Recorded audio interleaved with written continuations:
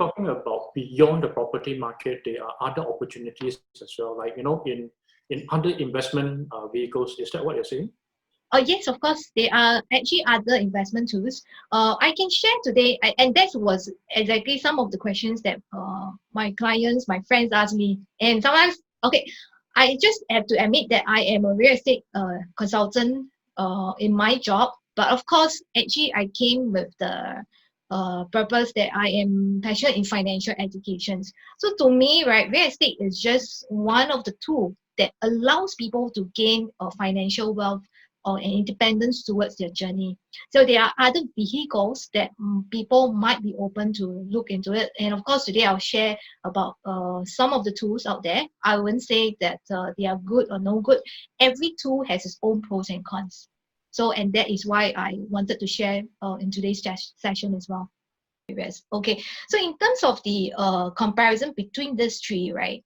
Liquidity for cash, of course, is very high. If you even you put in fixed deposit, the next day if you want to early terminate, you can do that. Or you put in a bank, you can anytime withdraw your cash. So it's very high liquidity.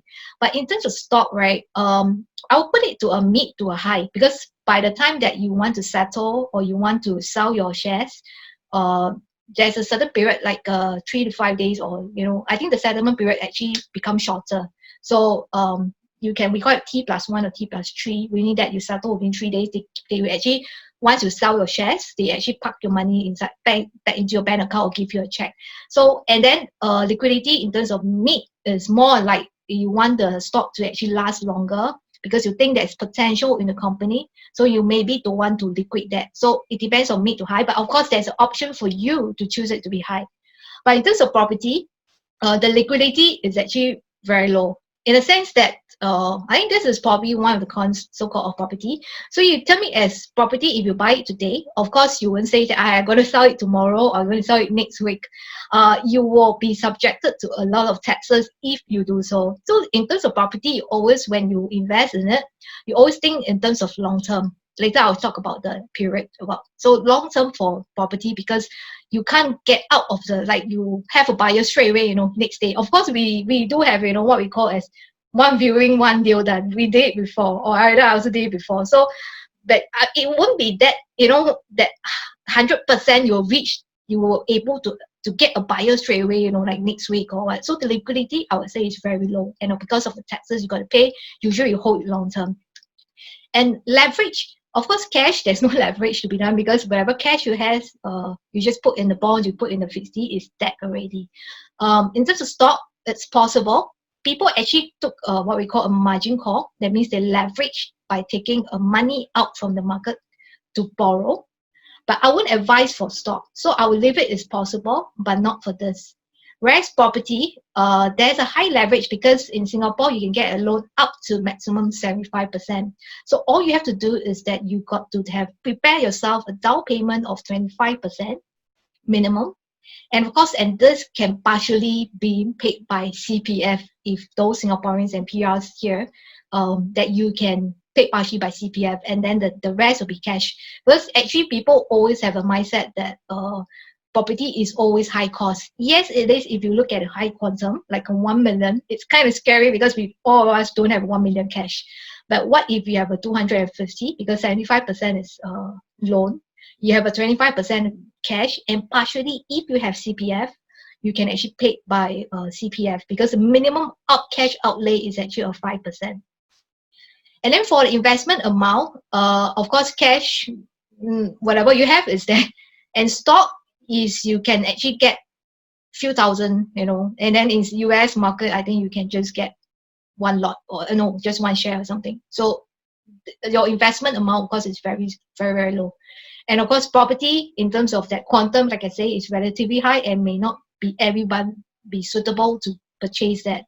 And for the subsequent properties, of course, the taxes will actually comes into place. And for investment property, of course, for cash, is there. So for stock, I would say short to mid-term. Again, you can actually sell off your stocks. I've done contra before, meaning that I buy the stocks now, I sell it tomorrow. It's able to do that. That's why I say it's short. So, but it depends on what is your strategy. Not all can do it, like I say. So, if not, you'll be termed as a trader. So it's not the investing. So, but it depends on your strategy. So short to midterm maybe 2 years or 1 year plus. I would say 1 year. You got to review your portfolio, because in terms of stock, right, it's more on looking the company as a business. So if you actually look at the business and think that, okay, the trend of business is actually good in future, there's a need for it, and there's a future growth, there are actually quite a lot of number of criteria to look at the stock. Other than looking at the company, you look at the management, you look at whether do they have expansion plans, can they actually scale up, is their product or services is proved to be have their own consumers, and is the consumer lasting, so what is the consumer behavior, etc., etc. So there's much more things to look at it in terms of stock. So that is why I would say that sometimes you invest long, maybe 1 year plus, you've got to still think a little bit that is this good enough to stay even longer. So as for property, of course, long term, you put the money there and then it's just there. Like, you don't touch it. Basically, what as an investor, property investors, right, what you look at is actually the rental, your tenant. I know some people might just say is that, oh, I need to manage my tenant. But of course, that is part and parcel, because in every investment, there is still work to be done. I don't want to say that there's no work to be done and you can just earn money by shaking legs. So, but there's still some work to be done. Of course, you've got to hire an agent to find a tenant, and then you've got to pay all this, your maintenance fee. You've got to look at your house sometimes. So this is just a little work that is being involved in it. But of course, long term, 3 to 5 years minimum, because of the taxes involved, which is seller stamp duty. So of course, we will hold minimum for that. And then after that, we review whether do we need to hold or do we need to sell. So at that moment, so that is the review of the portfolio after that. The last thing what I want to share is actually risk reward ratio.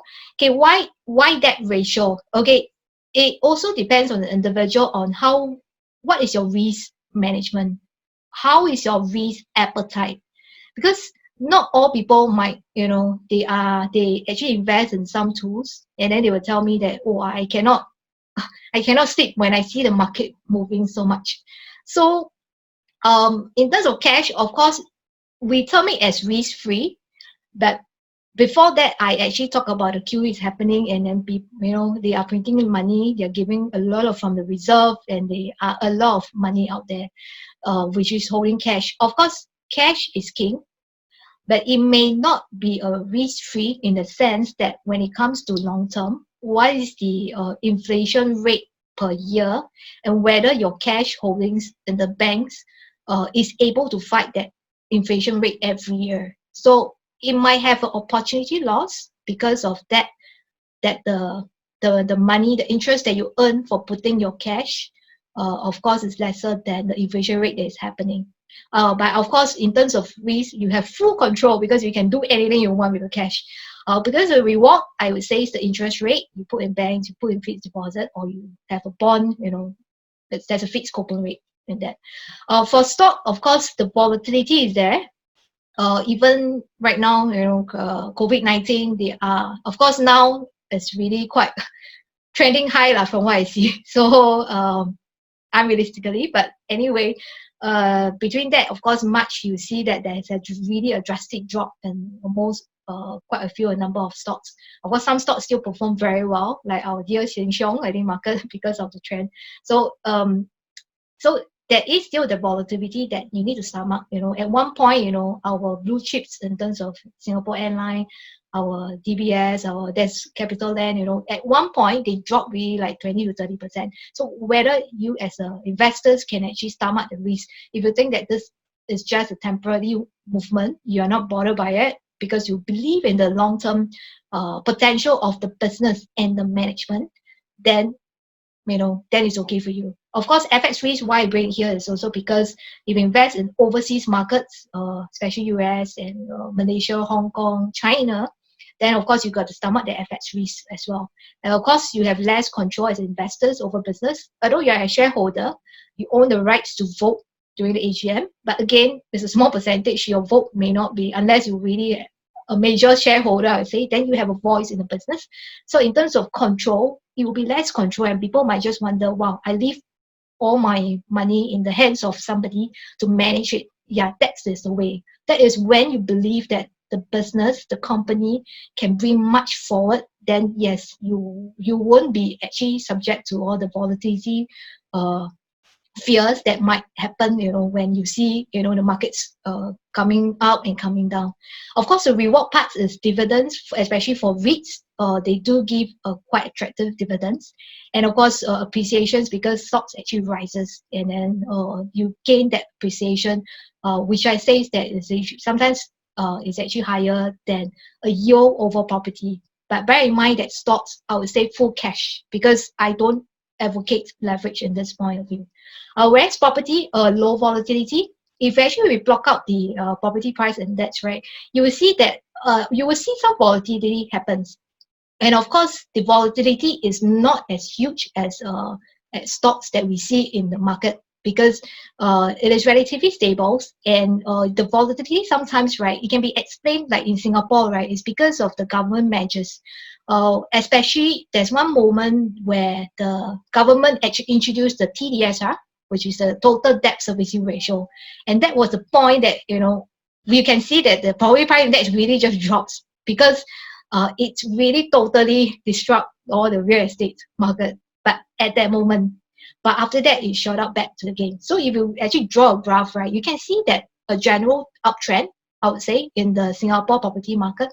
So it's just a little bit ups and downs because of the TDSR, because of the cooling measures, even the ABSD, or even sudden, announcement of the change in the policies. Of course, this will actually affect the prices, and it's more surprising the prices, which is also good for that our government actually introduces such cooling measures. And of course, there is more control on your side, because you can decide what I want to buy. I can decide what I want to invest. I can decide which tenants to choose from. Sometimes, sometimes you might like, okay, at least I have this control. I can have say, because I'm the owner, or I don't like certain things to be done. At least I can have a voice, and then as an owner, I have 100% voice to it. So I would say more control itself. And of course, government measures, we don't have control over it, but I would say that these government measures are also good to be in for. If not, actually our prices are really going to be much higher than what it is current now. So I would say it's still a good measures over it. And of course, in terms of reward, will be the rental. They're talking about the tenants will be paying the rental, which your rental would be able to cover your money installment. Or if not, you'll be definitely covering your principal of your money installment. And another reward, of course, your capital appreciation in future, that should you choose to sell in future. So after going through all this comparison, right? So maybe I will talk a bit more on the property sides. Like as for you, do you still believe in the future of real estate, or do you still wants to actually look at other tools when this? Later, I'll share you also one point about the difference, the very, very big difference. I think people might forgot about why property sometimes. I would say is that it can have a portfolio that you have a healthy percentage in terms of where you're going to plan your assets. I think that will be good as from an investor point of view.